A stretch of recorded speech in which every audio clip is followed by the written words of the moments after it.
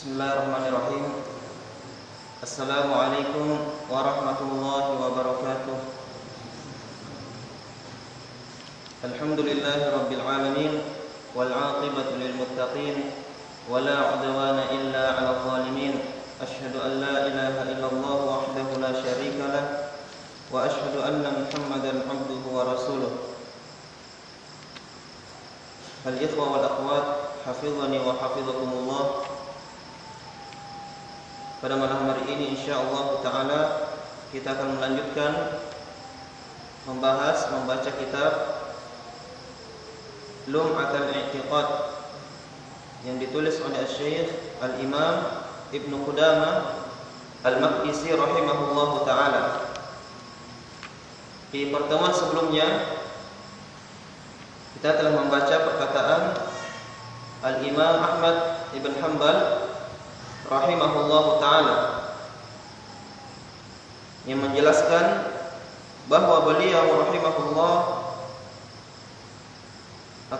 rahimahullahu ta'ala menjelaskan ketika ada hadis atau dalil yang menunjukkan nama ataupun sifat Allah Subhanahu wa ta'ala, maka kita benarkan, kita imani tanpa kita bagaimanakan, dan kita tidak menyinggung bagaimana kaifiatnya, hakikatnya. Juga kita tidak menolak satupun dari apa yang datang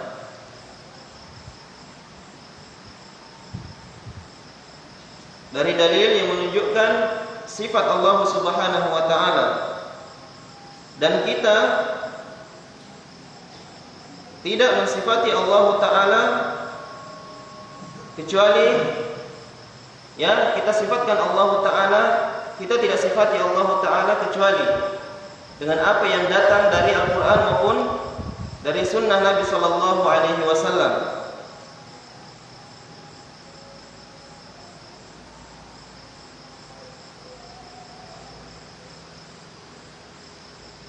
Dan kita tidak menghilangkan satupun sifat dari Allah Subhanahu wa ta'ala karena satu kejelekan yang dianggap jelek. Misalnya ada nama Allah Ta'ala ataupun sifat Allah Ta'ala, maka kita tidak tolak sifat tersebut, tidak hilangkan sifat tersebut dari Allah Ta'ala, karena anggapan seorang kalau kita tetapkan maka akan sama dengan makhluk. Tidak seperti itu. Kita tetapkan sesuai dengan apa yang Allah Ta'ala sifatkan dirinya.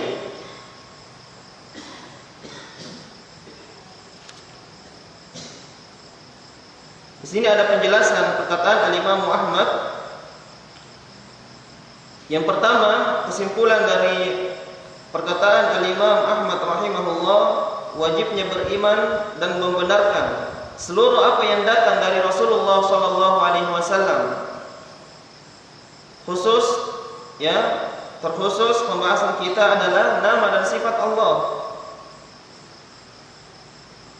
Nama dan sifat Allah Ta'ala itu merupakan termasuk apa yang dibawa oleh baginda Rasulullah sallallahu alaihi wasallam. Kemudian kita tidak membagaimanakan Allah Subhanahu wa ta'ala sifatnya.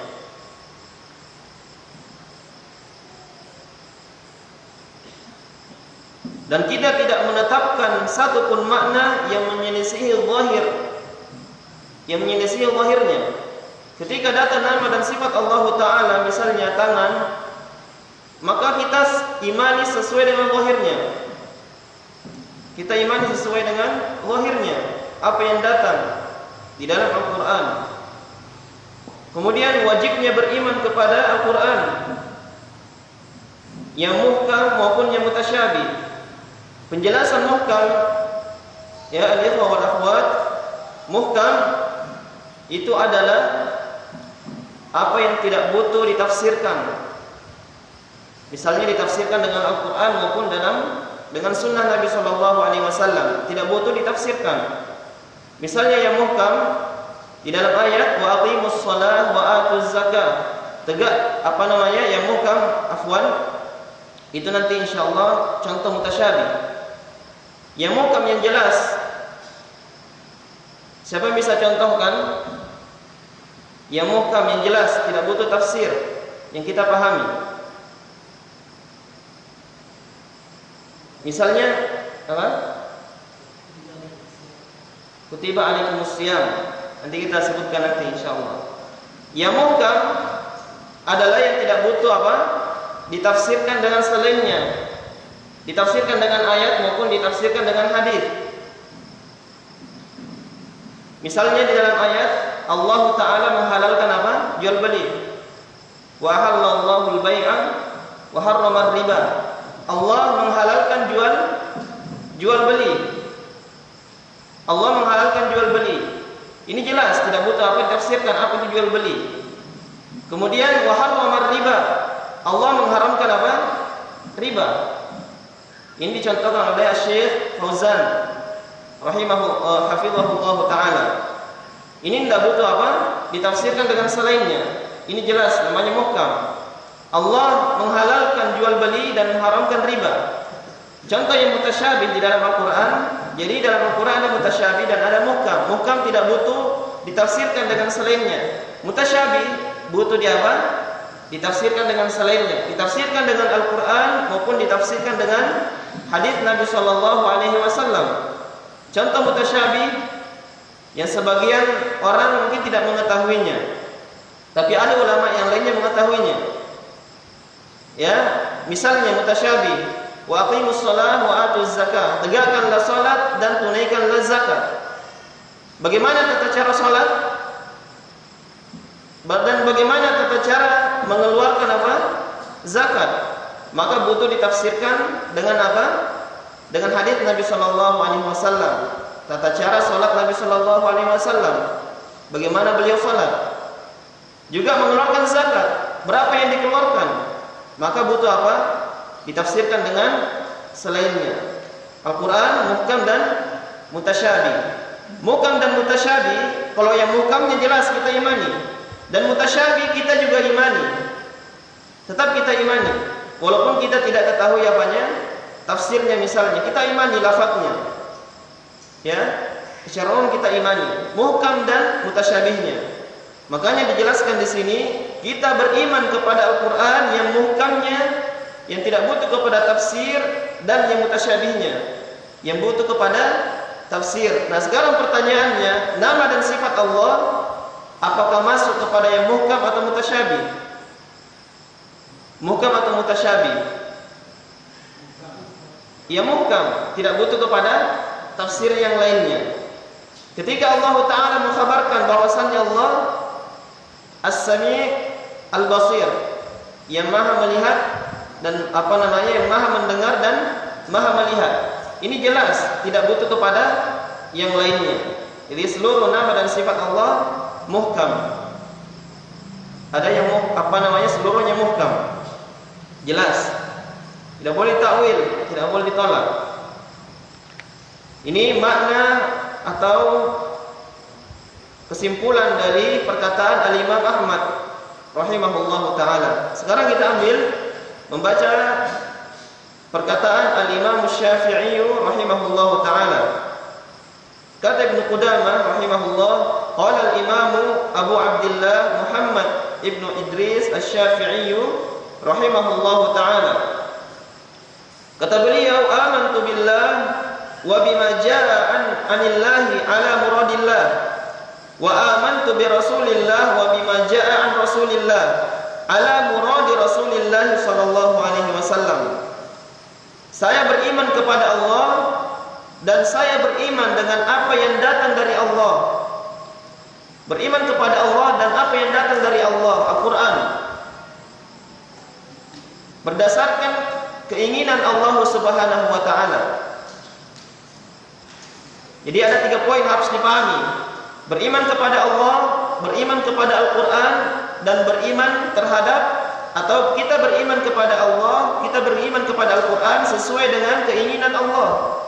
Misalnya di dalam Al-Quran datang nama dan sifat Allah, maka kita imani sifat tersebut sesuai dengan keinginan Allah. Tidak boleh kita takwil. Misalnya tangan di dalam Al-Quran, disebutkan tangan, bal yadahu mabsuqatani, disebutkan dua tangan. Maka kita imani lafaz tersebut, kemudian apa? Sesuai dengan keinginan Allah. Tidak boleh kita tafsirkan tangan dengan kekuatan ataupun dengan nikmat. Kenapa tidak?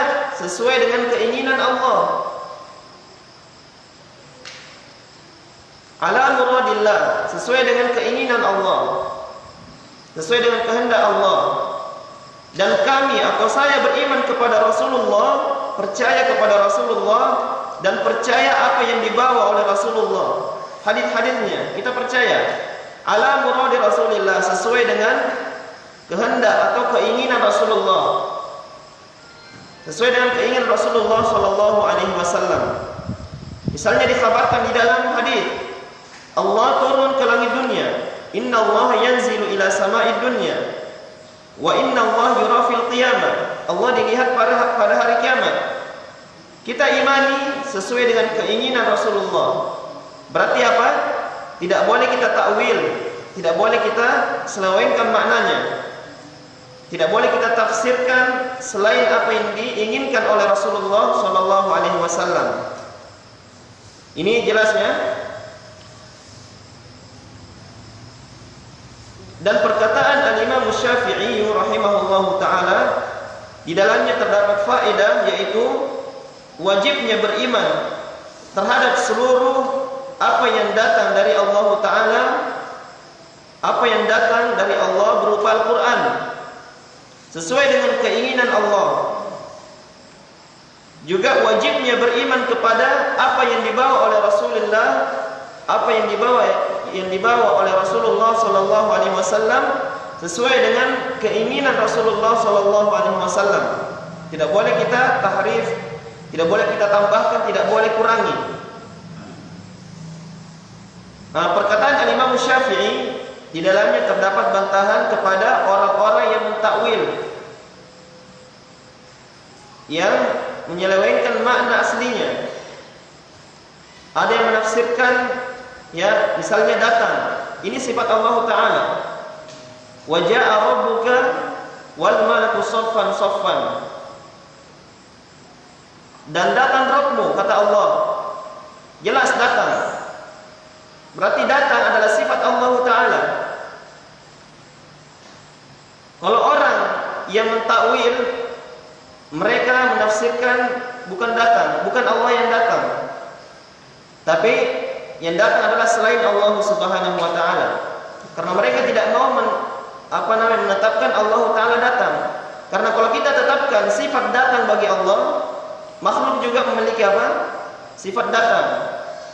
Makanya mereka tidak mau menetapkan sifat datang bagi Allah. Oleh ahli sunnah wal jamaah, mereka menetapkan sifat datang bagi Allah taala, tapi tidak menyamakan datangnya Allah dengan datangnya makhluk.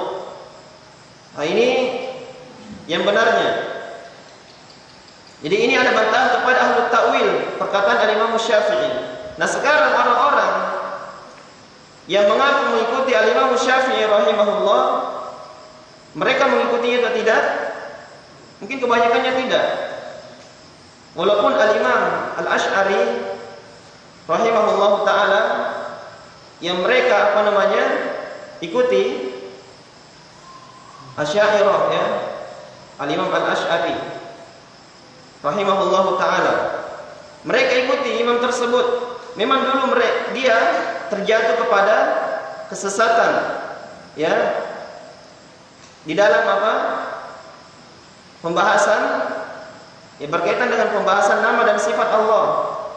Tapi setelah itu dia bertobat. Tapi ini pengikut-pengikutnya tidak bertobat, tidak mau kembali kepada jalan as-salaf, tidak mau kembali ke jalan as-salaf. Ini bantahan kepada orang-orang yang menyelewengkan makna dari mana aslinya. Dan terdapat juga bantahan kepada orang-orang yang menyamakan makhluk, ya, menyamakan Allah dengan makhluk. Ya, wallahu taala a'lam.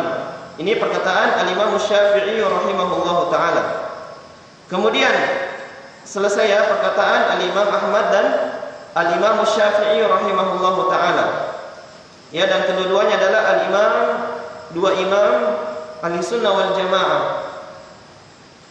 Dan yang masyhur ada 4 imam. Ada 4 imam. Yang pertama imam siapa? Abu Hanifah. Biasa disebut pengikutnya sebagai Hanafi, pengikut Imam Ibnu Hanifah. Kemudian yang kedua, imam siapa? Imam Malik rahimahullah, Imam Darul Hijrah. Imam Malik rahimahullah. Yang ketiga, Al-Imam Syafi'i rahimahullah. Yang keempat, Al-Imam Ahmad rahimahullahu taala. Kalau Abu Hanifah disebut pengikutnya Hanafi. Kemudian Al-Imam Maliki. Imam Syafi'i. Kemudian Al-Imam Ahmad Hambali. Karena diambil dari nama siapa? Nama kakeknya Hambal. Jadi nama beliau Ahmad bin Muhammad bin Hambal. Pengikutnya dinamakan Hambali, pengikut Al-Imam Ahmad. Pengikut Al-Imam Ahmad rahimahullahu taala. Ya, kita lihat seluruhnya ya. Atau kita sebut dulu Al-Imam Ahmad, kunyahnya beliau Abu Abdullah. Kunyah, atau kunyah ya? Ada abunya atau ummu. Ada ummu misalnya Ummu Abdillah, ya, dan yang lainnya. Kunyahnya Al-Imam Ahmad adalah Abu Abdillah. Kunyahnya Al-Imam Syafi'i juga Abu Abdillah. Kunyahnya Al-Imam Malik siapa? Abu Abdillah. Semuanya sama, masya Allah. Kunyahnya Abu Hanifah, kunyahnya Abu Hanifah, siapa yang tahu? Abu Hanifah, karena sudah ada abunya. Sudah ada apanya? Abunya. Kalau semuanya dikenal Malik, Al-Imam Malik, Al-Imam Ahmad, Al-Imam Syafi'i. Kalau Al-Imam Abu Hanifah, ya Abu Hanifah kunyahnya. Nama beliau Nu'man. Ya, wallahu taala a'lam. Ini 4 imam. Walaupun di sana ada imam-imam yang lainnya di zamannya, tapi tidak masyhur di zaman kita sekarang. Ada lagi imam-imam yang lainnya, tapi tidak masyhur sekarang. Yang masyhur 4 imam ini. Jadi ini 2 perkataan Al-Imam Ahmad dan Al-Imam Asy-Syafi'i rahimahullahu taala. Kemudian kita baca perkataan Al-Imam Ibnu Qudamah rahimahullah, wa ala hada daraja salafu wa a'immatul khalaf. Dan di atas ini, di atas ya akidah, keyakinan yang telah disebutkan sebelumnya, ketika datang nama dan sifat Allah harus diyakini, harus diterima lafaznya, harus diterima maknanya, kemudian tidak membagaimanakan hakikatnya. Kita ambil satu contoh, tangan, ya kaki dan yang lainnya misalnya, harus diimani lafaznya, harus diimani maknanya, kemudian tidak boleh dibagaimanakan. Hakikatnya bagaimana tidak ditahu.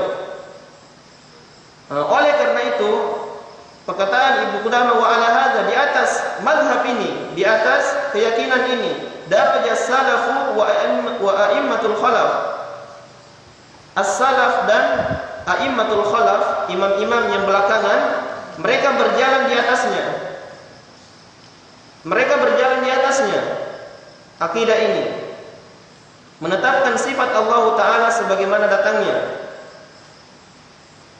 Seluruh para as-salaf dan imam-imam belakangan, mereka berjalan di atas manhaj ini.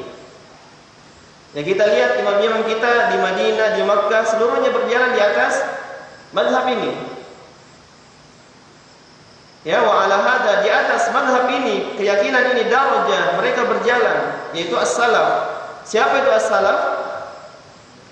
Ya, disebutkan as-salaf, mereka adalah 3 generasi.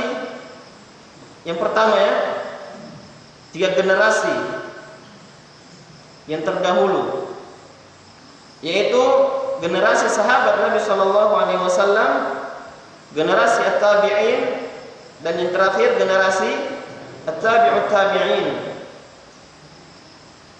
Ini 3 generasi yang terbaiknya. Nabi sallallahu alaihi wasallam bersabda, khairun nasi qarni, sebaik-baik generasi adalah generasiku. Tsumma alladziina yalunahum, tsumma alladziina yalunahum. Kemudian yang setelah mereka, kemudian yang setelah mereka. Jadi generasi sahabat, generasi setelahnya, dan generasi setelahnya. Sebagaimana telah disebutkan. Ini namanya as-salaf. Ini namanya apa? As-salaf. Jadi manhaj as-salaf itu merupakan manhajnya sahabat, tabi'in, dan tabi'ut tabi'in. Itu manhaj as-salaf. Jadi kalau ada yang bertanya, apa itu manhaj salaf? Apa itu salaf? Ya kita jawab. Jawabnya bagaimana? Apa yang sahabat, tabi'in, dan tabi'ut tabi'in berjalan di atasnya. Itu sesuai dengan pemahamannya siapa? 3 generasi tersebut. Itu salaf namanya. Nah, kalau ditambahkan ya salafi, artinya apa? Pengikutnya, pengikut 3 generasi. Makanya kita sebut kita salafi. Apa manhajmu? Manhajku salafi. Salafi artinya mengikut 3 generasi yang telah disebutkan. Makanya pengikutnya Imam Ahmad tadi Hambal, ditambahkan ya saja, Hambali, pengikutnya Imam Ahmad. Asy-Syafi'i, tambahkan ya di akhirnya. Hanafi, tambahkan ya di akhirnya. Maliki, pengikutnya Imam Abu Hanifah. Nah, kalau salafi ada ya di belakangnya, pengikutnya sahabat Nabi, pengikutnya at-tabi'in, pengikutnya at-tabi'ut tabi'in. Ini namanya salafi, pengikut 3 generasi terdahulu. Dan a'immatul khalaf, mereka seluruhnya berjalan di atas manhaj tersebut, keyakinan tersebut. A'immatul khalaf artinya apa? Imam-imam yang datang belakangan. Imam-imam yang datang belakangan. Banyak imam-imam yang datang belakangan. Setelah sahabat, tabi'in, tabi'ut tabi'in, banyak imam-imam yang datang belakangan. Al-Imam Syafi'i, ya bukan tabi'in dia. Tabi'ut tabi'in dia bukan. Al-Imam Ahmad dan yang lainnya. Nah, seluruhnya salaf, 3 generasi dan imam-imam yang datang setelah mereka berjalan di atas madhab ini, menetapkan sifat Allah sesuai apa yang datang, sesuai apa yang datang, tidak diselewengkan maknanya. Kulluhum muttafiqun, seluruh dari mereka as-salaf dan a'immatul khalaf bersepakat alal iqrar, mereka bersepakat untuk menetapkan, tidak boleh ditolak, menetapkan sesuai apa yang datang. Wal imrar, dan membiarkan, artinya membiarkan ketika datang khabar tersebut, sifat tersebut, kita biarkan dia datang, tidak boleh disinggung, ya ditakwil, disinggung hakikatnya misalnya, kita takwil tidak boleh, kita biarkan saya datang. Datang sifat Allah, tangan, ya wajah Allah, kaki Allah, dan yang lainnya, maka kita biarkan, tidak boleh ditakwil. Kita biarkan bagaimana dia datangnya, seperti dia datang, ya tidak boleh ditakwil. Wal itsbat, harus ditetapkan,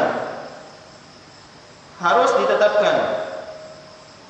Lima warada minas sifat, terhadap apa yang datang dari sifat-sifat fi kitabillah wa sunnati rasulih, di dalam kitabullah dan sunnah rasulnya, harus ditetapkan, ya dibiarkan dia datang, tidak boleh ditakwil. Wal itsbat, ditetapkan apa yang datang di dalam kitabullah wa sunnati rasulillah sallallahu alaihi wasallam min ghairi ta'arrudin li ta'wilihi, tanpa menyinggung takwilnya, tidak boleh ditakwil, yaitu memalingkan makna dari makna yang zahirnya, yang sebenarnya, tidak boleh ditakwil. Berarti ini merupakan kesepakatan sahabat, kesepakatan tabi'in, dan kesepakatan tabi'ut tabi'in. Yang namanya ketika mereka sepakat, pasti ini ada apa? Adalah kebenaran.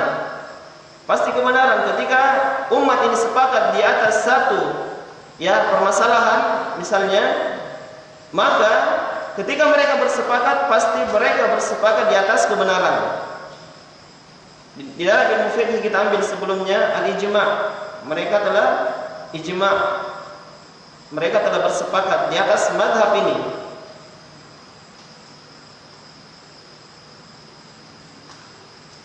Wa qad umirna bil iqtifa'i li atharihim, dan sungguh kami, kata Ibnu Qudamah, sungguh kami diperintahkan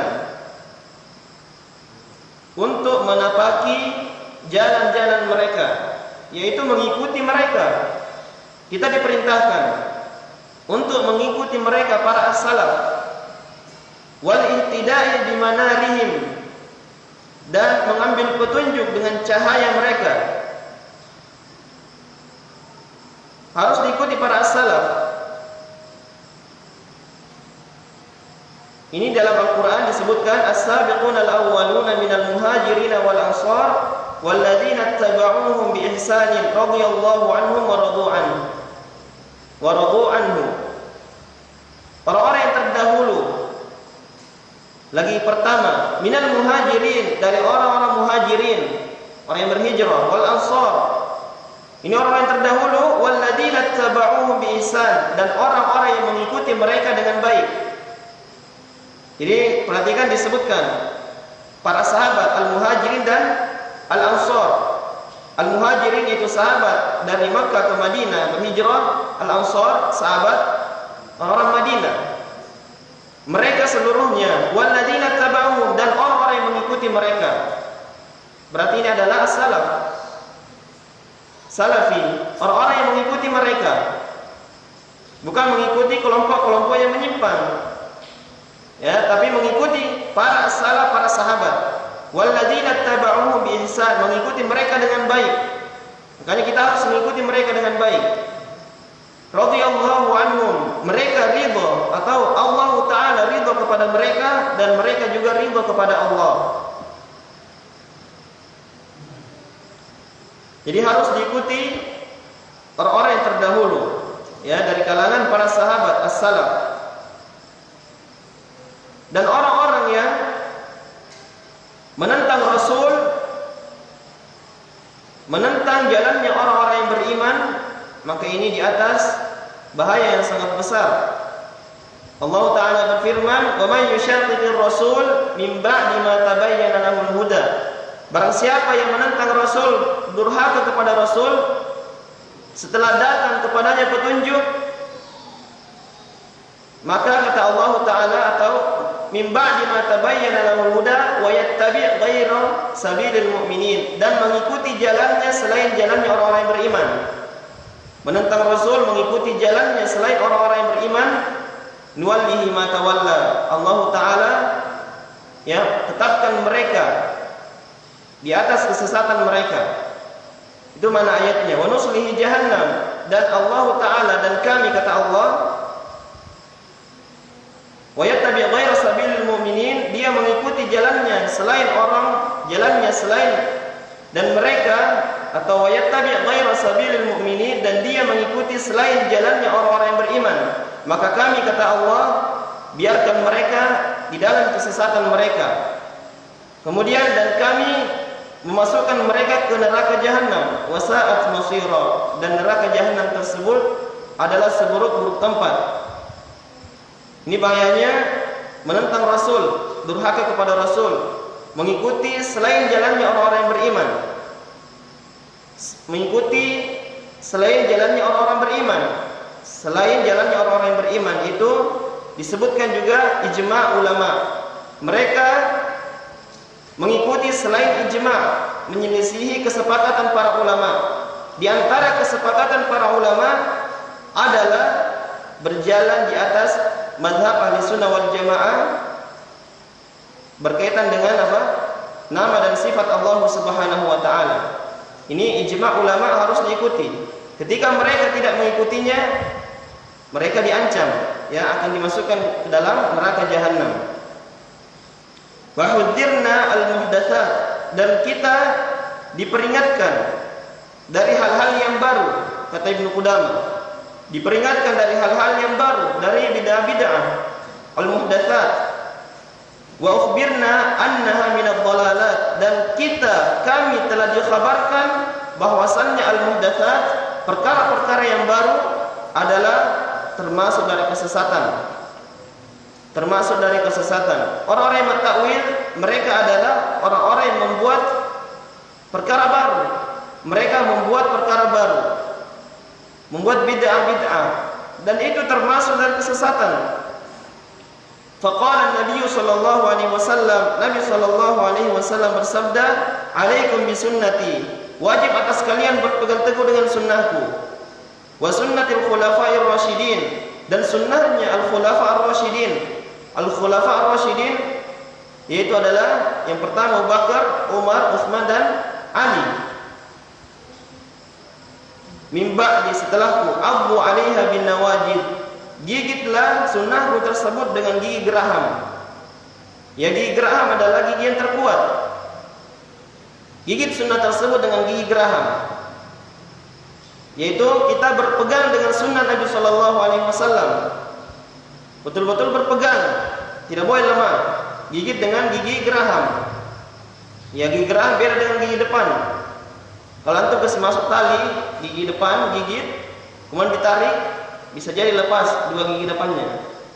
Kalau pakai gigi geraham, ini kuat. Kalau pakai gigi geraham, abu 'alaiha bin nawajib, gigitlah sunnah tersebut dengan gigi geraham, berpeganglah dengan sunnah dengan kuat. Wa iyyakum muhdatsatil umur, dan hati-hati kalian dari hal-hal yang baru. Ini sabda Rasulullah sallallahu alaihi wasallam yang dibawakan oleh Ibnu Qudamah untuk menjelaskan wajibnya berpegang dengan sunnah beliau dan sunnahnya para al-khulafa ar-rasyidin. Al-khulafa ar-rasyidin, mereka sepakat di atas madhab, di atas manhaj keyakinan bagaimana seorang menetapkan nama dan sifat Allah Ta'ala. Harus dipegang erat, harus dipegang erat. Di dalam hadis yang lainnya, ya, Nabi SAW menjelaskan, ya, sungguh berat orang-orang yang berpegang dengan sunnahnya, akan ada rintangan yang dia hadapi. Al-mutamassik bi sunnati, orang yang berpegang teguh dengan sunnahku, inda ikhtilafi ummati, ketika umatku berselisih. Ya, banyak perselisihan. Banyak perselisihan. Orang-orang yang berpegang dengan sunnah Nabi sallallahu alaihi wasallam kal qabid 'alal jamar, seperti orang yang memegang bara api. Bagaimana kalau memegang bara api? Ya, jelas panas, ya. Panas. Ya, mungkin langsung dilempar kalau kita. Orang-orang yang berpegang dengan sunnah Nabi sallallahu alaihi wasallam ketika manusia berselisih seperti orang yang berpegang dengan bara api. Jadi harus bertahan, bersabar, dan insyaallah taala ada balasannya, itu balasan yang sangat besar dari Allah Ta'ala.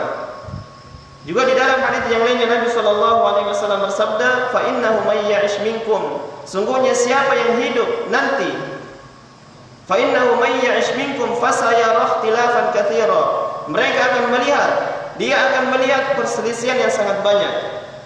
"Fa 'alaikum bi sunnati", wajib bagi kalian berpegang teguh dengan sunnahku, wa sunnatil khulafa'ir rasyidin, dan sunnahnya al-khulafa ar-rasyidin. Ketika ada perselisihan, maka tetap kembali kepada sunnah Nabi sallallahu alaihi wasallam dan sunnahnya al-khulafa ar-rasyidin. Jangan mengikuti kelompok-kelompok atau orang-orang yang dianggap mereka adalah orang yang berilmu, ternyata mereka adalah orang-orang yang menyelisih sunnah Nabi sallallahu alaihi wasallam. Jadi dalam menetapkan sifat Allah harus, ya, berpegang teguh dengan sunnah Nabi sallallahu alaihi wasallam. Bagaimana para sahabat menetapkan sifat Allah Subhanahu wa taala harus diikuti.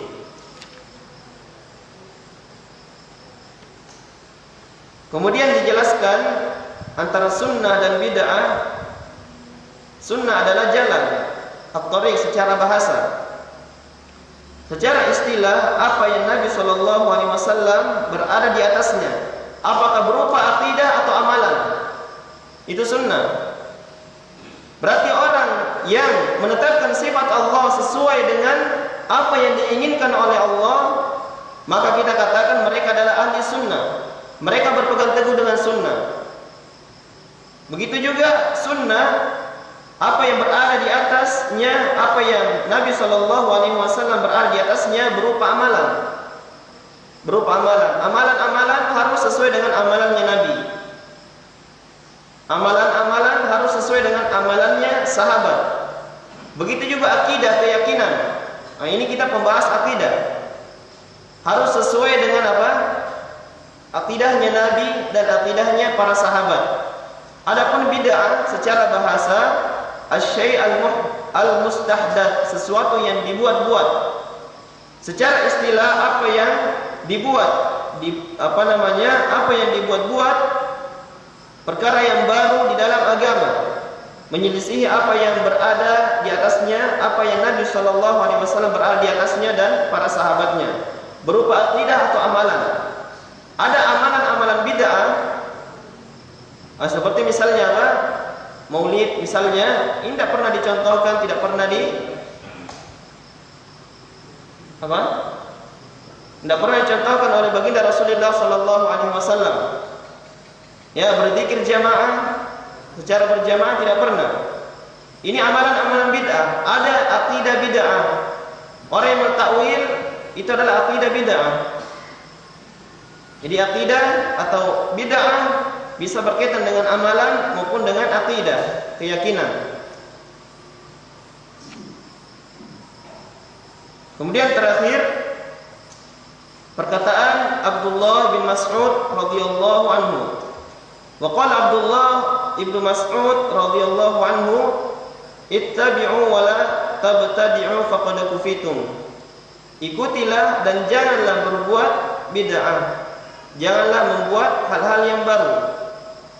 Ini ringkas dan padat perkataan Abdullah bin Mas'ud. Ikutilah, mengikuti sunnah Nabi SAW, mengikuti sahabat Nabi SAW, dan janganlah mengada-ada, janganlah berbuat bid'ah. Kita hanya mengikuti, tidak diperintahkan untuk membuat-buat perkara baru. Kita hanya diperintahkan untuk mengikuti para as-salaf. Tidak diperintahkan untuk membuat-buat perkara yang baru. Ittabi'u wa la tabtadi'u. Ikutilah dan janganlah berbuat perkara-perkara baru. Ini perkataan Abdullah bin Mas'ud, sahabat yang mulia. Bahkan dikatakan ulamanya para sahabat. Ulamanya para sahabat Abdullah ibn Mas'ud radhiyallahu anhu. Ya, ikutilah dan janganlah membuat hal-hal yang baru. Ya, wallahu taala alam. Mungkin sampai di sini yang bisa kita ambil. Subhanakallahumma wa bihamdik, asyhadu an la ilaha illa anta, astaghfiruka wa atubu ilaik.